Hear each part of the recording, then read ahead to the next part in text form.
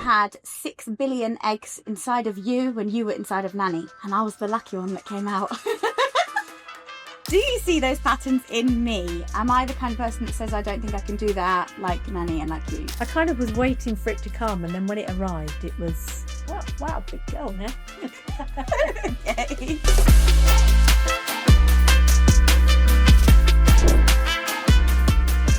Welcome back to the Stronger with Scarlett podcast, episode 4.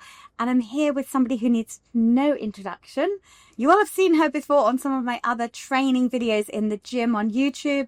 This is my mum. We're going to have a very interesting conversation today about hormones, different phases of a woman's life, and specifically focusing on generational patterns, which I think is a really interesting topic. To introduce this podcast today, I have been here visiting my mum for a week. This is day 6. As you may know, if you follow my journey, I have recently released my book, Brave Enough to Begin Again. If you didn't know, it's available on Amazon. Please check the link in the description. I hand delivered a copy of this book to my mum on Monday and she read it and it was emotional. And obviously, because people who don't even know me in person have read it and sent me messages about how emotional and how raw and vulnerable and honest it was, it's brought up a lot of conversation this week, which I think is brilliant. And I think all the readers who have read the book have not just read my story. Through my story and my reflection questions, I am inviting you to reflect on your own life and your own story. And you definitely felt that you had been invited in to reflect on your life and your personal journey, life, story, history, and situation. So needless to say, this has been a deep 5 days, which has led us to recording this podcast. So this podcast, episode 4, is called 3 Generations of Becoming. Me, my mum. We're going to be talking about my grandma. Her name is Ruth. And we're also going to be talking about her mum, my mum's grandma, my great grandma, whose name is also Ruth. So this could be getting a little bit confusing, but try and bear with us. Before we begin, I am just going to open this with something. I've actually already written the first draft of the next book. This is Brave Enough to Begin Again. The second book is called Becoming the Messy Middle. In the new book, I introduced the book by talking about the fact that we didn't just start becoming now, and I haven't just started becoming myself now, and I didn't just start becoming myself when I was born. I actually started becoming me inside my grandmother's womb. 5 weeks into your gestation of being a fetus, you were developing your eggs inside your ovaries, and I was one of those eggs. So I was already inside you when you were inside Nanny. Yeah, fascinating. I genuinely am obsessed with this at the moment. And so you had 6 billion eggs inside of you when you were inside of Nanny. And I was the lucky one that came out. Imagine the chances of that. There were 6 billion little things in there, little cells, little balls of energy. And I was the miracle that actually happened to the universe. You're all welcome. I think it's a bit of a miracle, really, to think out of 6 billion eggs inside you as a fetus. And then when you're born, you're actually only born with 1 to 2 million. Billion, not million. So it went from 6 billion to 1 to 2 by the time you're born. So you've already lost a lot. And then by the time you're 18, you've already lost more. You had already started becoming inside of Nanny's mum, Ruth. And so we talk about generational patterns. And I haven't actually told mum this during our 5 days of conversation. I kept it for this recording because I thought it's really fascinating. And it is all about our hormonal habits and patterns, our behavioural habits and patterns, our trauma, generational trauma that gets passed down, and probably body language, characteristics, personality traits, and we're going to kind of talk about a bit of that today anyway. It does go even deeper, and I'm going to really struggle to pronounce this word. I did just Google how to pronounce it and I've forgotten already. But there is a scientific phenomenon called... Oh, I'm going to absolutely murder this word. Microchimerism. Is that what I was saying earlier? Microchimerism. I'm going to... I'm so way too dyslexic for this. Put some narrative. There will be a caption on the screen to explain the microchimerism. Anyway, however you pronounce that word. This scientific phenomenon is basically where a mother carries her children's cells inside her body forever. So there are still parts of my cells inside of you, and there's still parts of your cells inside of Nanny and parts of Nanny's cells inside of her mum. But there's also parts of your cells inside of me.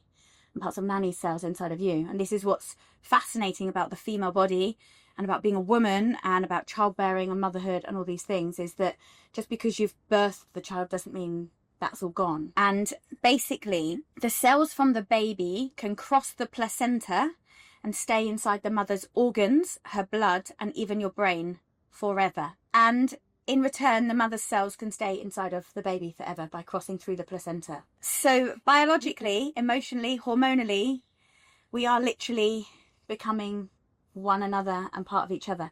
And that's where the female biology, I think, is really fascinating. So when we talk today about generational patterns, emotional patterns, behavioral patterns, and hormonal patterns, these aren't just stories. They are cellular deep, they're inherited, and they're lived through 3 bodies before we're even alive. So you think great grandma Ruth of mine, your grandma Ruth, my nanny Ruth, your mum, and then you, and then me, and how that all threads in. But then you also think about my mum has a sister, and she has 3 daughters, and 2 of those have their own daughter. And so you think about how that cellular, deep, hormonal, generational pattern, inheritance, is how it trickles down. It's fascinating. Fed through. Blows my mind. So this is Strong Women Speak. It's real women having real conversations about real strength. Obviously, I am world champion strong woman, but I'm here to expand upon what I believe strength is, because strength isn't just how much you can lift.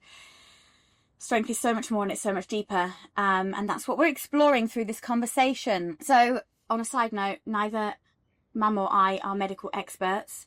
As I said, this is just real women having real conversations. If you haven't already, please subscribe to my channel on YouTube, like the video, share it with a friend. This is also available on Spotify, and the link will be down below. If you're driving in the traffic and you want some entertainment, you can listen to me chat away. Okay, so a lot of people talk about generational trauma, but we're going to soften it. We're just going to talk, not trauma, we're going to talk about pattern, because I think not everything we're talking about is traumatic. Yeah. And we're actually not sharing personal traumatic details, but we're talking about generational patterns and habits. So when you think about the women that came before you, so nanny, my nanny, your mum, and your nanny, my great gran, what is one positive pattern that you see in the women within our family? Strength in their resilience, their bravery, because we just talked about trauma, and there's always that in one way or another. I look at my mum as a very strong person. What's the phrase you used earlier? You described her as... Can't remember. Something nails. Oh, hard as nails. She described Nanny as hard as nails. Yeah, and I'm sure my nanny, which is Ruth Coates, if that helps, because there's Ruth Coates and Ruth Snake. So Ruth Coates is my nanny, Ruth Snake is your nanny. And yeah, my mum is hard as nails, tough. That's how she presents herself or comes across from the exterior, but not sure whether little legs might be paddling underneath. Okay. And what's one pattern you think we have all had to consciously work on and become more aware of? Probably the one thing that springs to mind is more an emotional front. I think as a family, there hasn't been much in the way of being tactile to each other. I know I've heard stories, whatever I can remember, from my mum saying that her mum never was touchy-feely, didn't really say, I love you, or give hugs and cuddles away. And if I reflect back on my mum, sorry mum, but definitely, and from my dad, I know we're not talking about men, but a lack of cuddles and being tactile. Just having this strong front all the time and kind of not opening up emotionally. Yeah. Okay. Do you think you've been like that with me? Yes.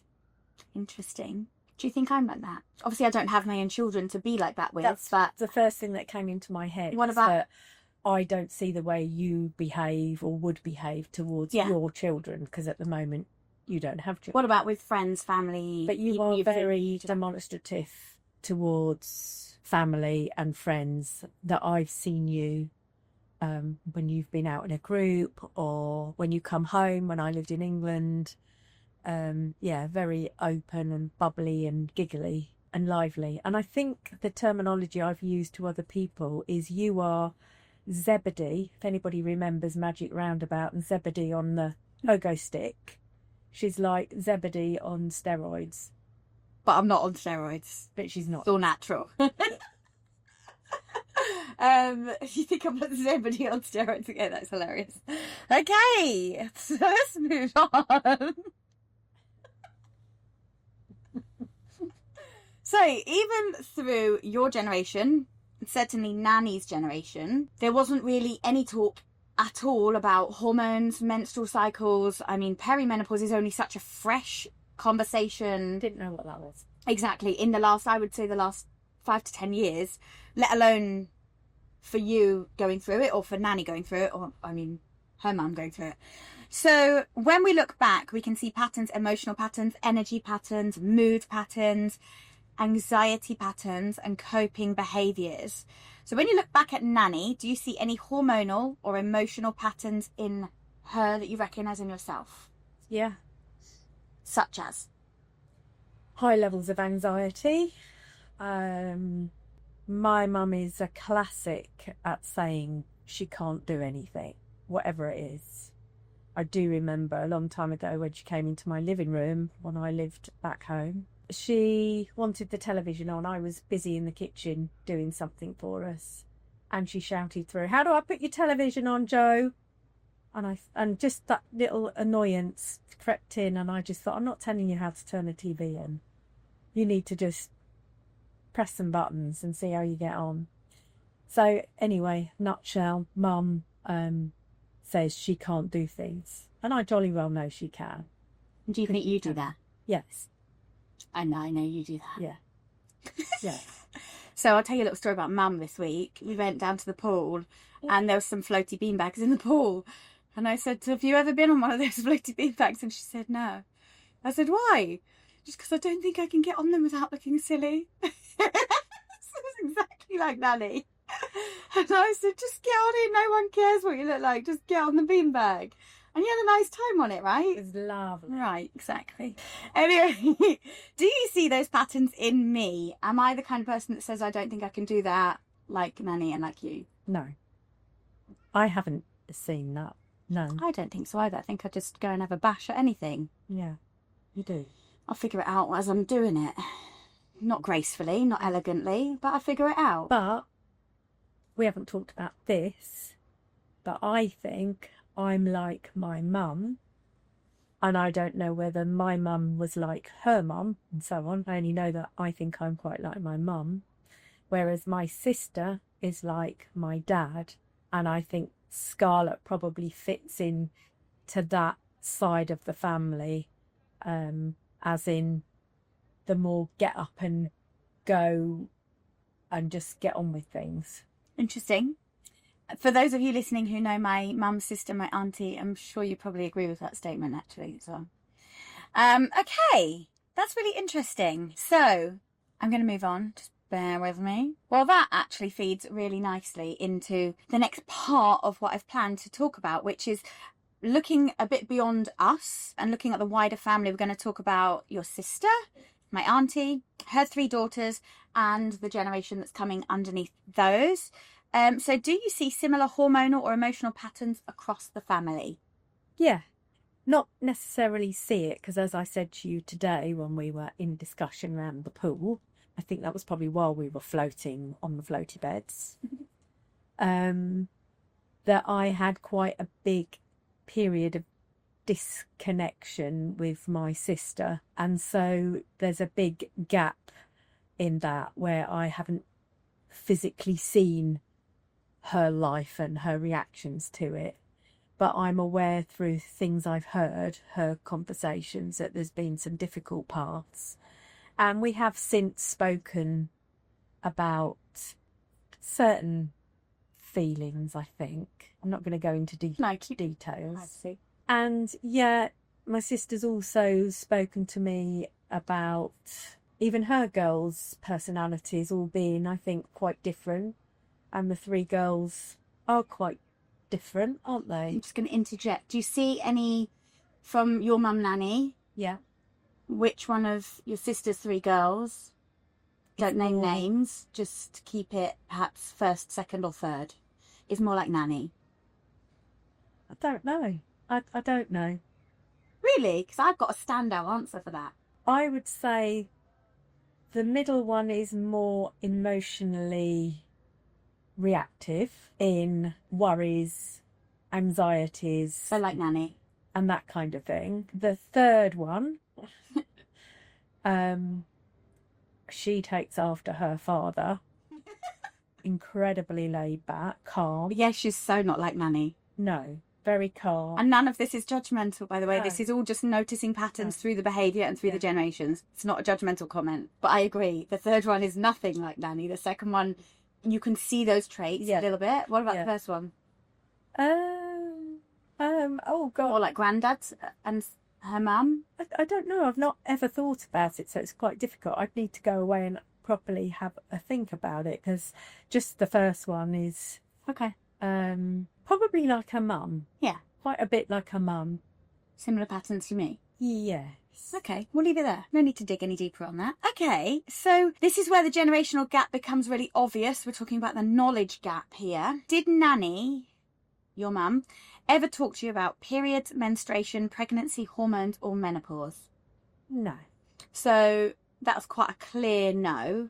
When you were a teenager, she never warned you about menstruation, periods, what was going to happen? No, I only remember, and sorry again, Mum, but it's just my memory, is that I took myself down to the doctors with my best friend at the time to go on the pill at 16. I don't know how long after that, but it was after that. I think she might have found the pills in my drawers. Don't know whether I hid them inside a sock, you know, like you do. I remember. Oh, no, I remember. No, I remember you finding that. I found something of Scarlett's in some socks in her drawer. We won't go there. But that was the only time I can remember my mum probably sitting me down with a very serious voice on. I don't remember it necessarily being a lecture. I don't even remember it being a nice conversation about what I should and shouldn't do. Just she found my pills and I can't really remember. No. It's very interesting. So basically, where did you get your knowledge from? Was it from school? Probably 2 pupils that I knew of in my year group had got pregnant at school. So that's quite when you're at school. Oh, so 15, 16 years old? Yeah. Because I know you didn't stay in school much longer than that. No, I left at 16. So two girls. So talking about the knowledge gap, you basically learned a little bit about periods and pregnancy from school. Yeah. You went to the doctor, you found a contraceptive pill, and that was the end of your education about female health. Yeah. Basically. Start, middle and finish. Okay. So when your own body started changing, and I don't just mean puberty, I mean in perimenopause, the other end of the spectrum, I'm guessing you obviously didn't feel prepared. What was prepared? Prepared for a perimenopause you didn't even know existed. Yeah, exactly. Okay, so what about when you first got your first period? I remember where I was when I had my first period. Okay, that's interesting. And how did you feel? I can tell you the name of the pub, because my friend at the time's parents owned a pub in Ampthill. Can't remember. What did you say to me earlier about how you felt? Excited. You were excited, which I thought was really nice that you were excited to have it. I kind of was waiting for it to come, and then when it arrived, it was, oh, wow, big girl now. Okay. All right, so moving on from puberty and starting your first period into menopause, when did you start noticing menopausal changes? Whether that was physical, mental, emotional? A few things maybe, and that is now 6 years ago. A big thing at night, just not being able to relax in bed. You know, you're tired, and I used to call it the EBGBs. Just couldn't. Where? Oh, in my legs. Oh, just God. Cannot keep my legs still. Mine are horrendous. And I'd even make a point of saying to myself, right, lay still and count to 20 and see if you can do that without... So interesting you said. We didn't talk about this off camera, by the way, people that know me, like really well, that know how I sleep at night, so not many people, know how bad my legs are. Yeah, well, hence why I'm a magnesium junkie. That's probably where you get it from me, and I wonder whether my mum had it. I don't know. Okay. But yeah, very agitated, to the point where I couldn't stay in bed and I'd have to get up. Bit of night sweats. I probably get that more now, which is bizarre because I've been on HRT for 6 years. Just very down days, like emotionally. Yeah, and that's been something, trying to think back, that I've had lots of, and that, as I was told today by Scarlett, was probably because I was perimenopause, but back then I didn't know what perimenopause was. Yeah. And I didn't really know what menopause was. Just looking back to how early those changes can actually start happening, as early as. They say that the average age for perimenopause starts at 42. For me, I was diagnosed at 35, which is early onset because it's below the average. I do have my own theory about this, but that's another episode. So I wonder if when you were in your mid-40s, like we were talking about earlier, obviously we all go through life changes, lifestyle changes, moving house, we go through changes of job, we go through changes of family circumstances. You obviously have been through different phases and changes in your life anyway. And so, like me going through changes last year in my own personal circumstances, I put my struggles down to that, not down to the fact that I could be perimenopausal. And it is a bit of a chicken or the egg. What came first? Was I perimenopausal and had a chemical and hormonal imbalance that made dealing with my life changes more difficult than it would have been without that? Or was it the stress and the upheaval and the trauma of what I was going through that caused the hormonal and chemical imbalance to happen? I never know. No point in even going there.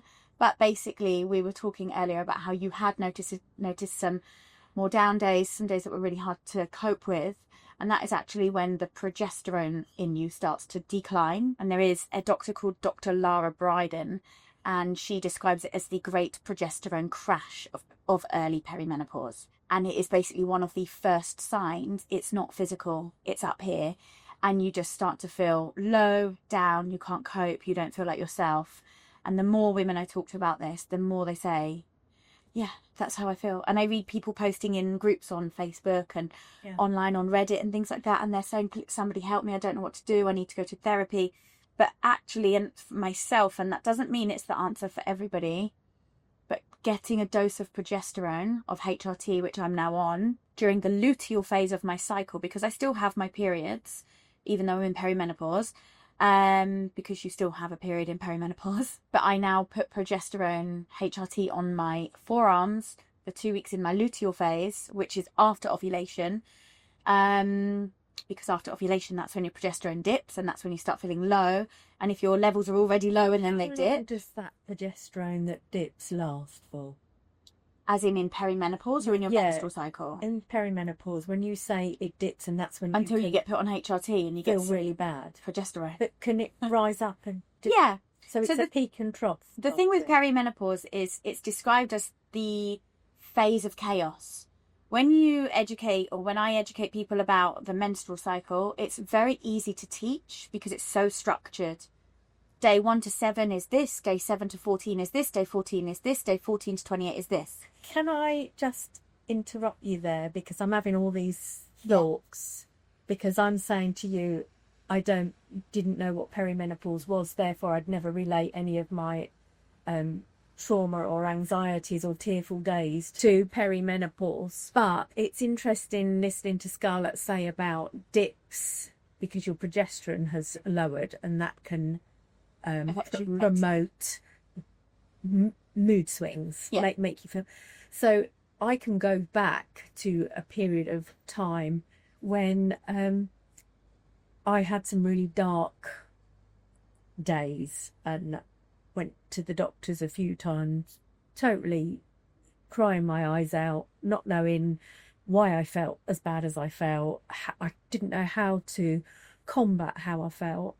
But then I probably, trying to remember, the next day would feel fine. So then you would think, well, what was bloody wrong with me yesterday? Why was I so down, really low, crawling on the floor low? crying my eyes out. And today, Right.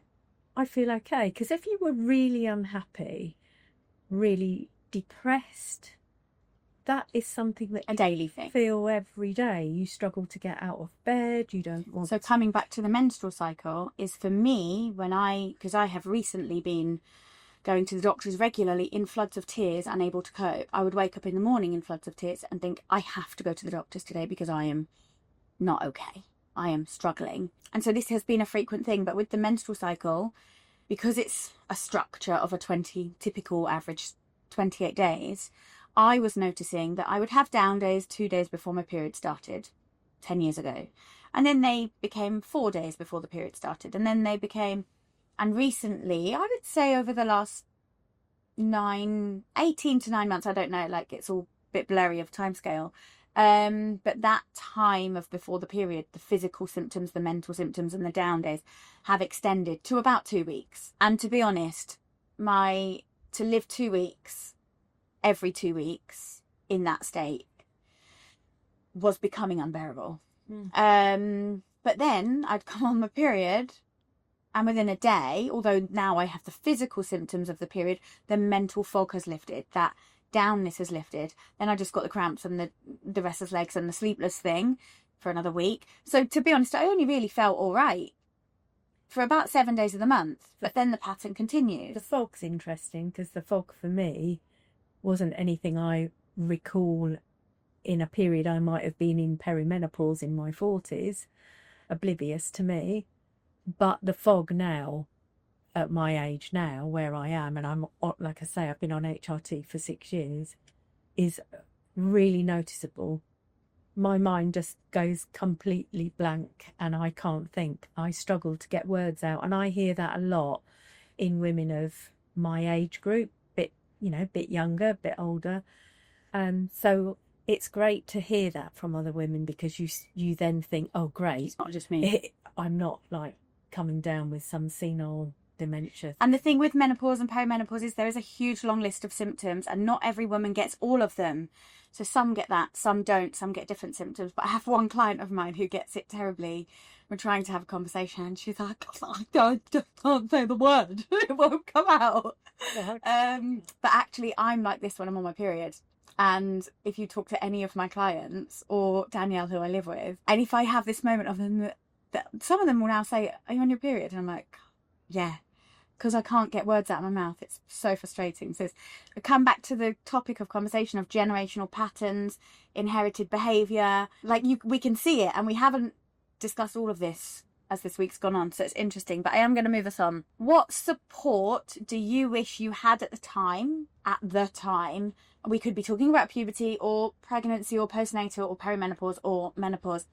You choose whatever one you want to talk about. But what support do you wish you had at the time from doctors, from school, from education, or even just a conversation with a friend, your mum, your sister, a colleague, something that could have happened sooner? Okay, yeah, the big bad time in my life was probably in my early 40s. Trying to think back. Yeah, late 30s, early 40s. And again, here we go, fog. I've lost my thread. What's the question? Oh, what support do you wish you had? Okay, so back then, without giving any... Yeah, you don't need to go into detail. ...of details away, I had many sessions of counselling. And that was the only place I felt I could go to because I was desperate. And when you're desperate, if anyone knows what feeling desperate is, they'll get it. You have to do something. And I'm not very good at making decisions to do things, but I knew I needed help. And I had many sessions of counselling because that's the only thing I knew. It's not like, oh, there's a clinic down the road, or there's a clinic in the nearest town, or there's a clinic in my local hospital that I know of that deal with women's issues or perimenopause. No, I didn't know what it was to go to. So counselling was my go-to. Can I ask, did the counsellor, because you went there for issues not related to perimenopause or menopause, No, because you didn't even know you were going through it, you didn't even know what it was. no. Did they ever suggest to you it was worth having your hormones checked? No. Or no? No. Okay, and I'm going to leave that there because we don't need to go any further into what all of that was about. Final question for you. What did strength mean to you when you were a young pubescent teen? A teenager? Yeah. Strength? If you thought about what strength was then, what? Probably sports people. I don't know. Watching sport on television. Okay. Athletics. Yeah, so strength in the traditional sense of a physical strong body. Yeah. Great. Or if you saw a big muscly man walking past. Oh, he's a strong one. There's a strong one at the pool today, wasn't there? Okay, what did strength mean to you as like obviously you're still a mother now, but as a mother of young children? I will always be a mother. You will be. Sorry. When you had young children, when me and Jack were young, what did strength mean to you then? Oh. Still the same thing, sporty, or did it have a different... Gosh, I don't know. Difficult question. Again, not one I thought about. What did strength mean then? Or in hindsight now, what does strength as a mother of young children mean now to you? I think I was wrapped up in my world with being busy with young children and working and running the house and all the things that women do when they have children. And when you get talking to your girlfriends, because actually one of my good friends had children a lot later than me, so mine had kind of already gone, and she was in this busy mode of in the car, driving them here, driving them there. And I remember saying to her, I never get a chance to see you because you're just so busy. And that's what she used to say to me before she had children. Okay. So it's the strength in keeping going. Keeping everything together. Yeah. What does strength mean to you now today? All of that, I suppose. Me. Yeah, the weights, but also strength is a sort of form of resilience, I suppose.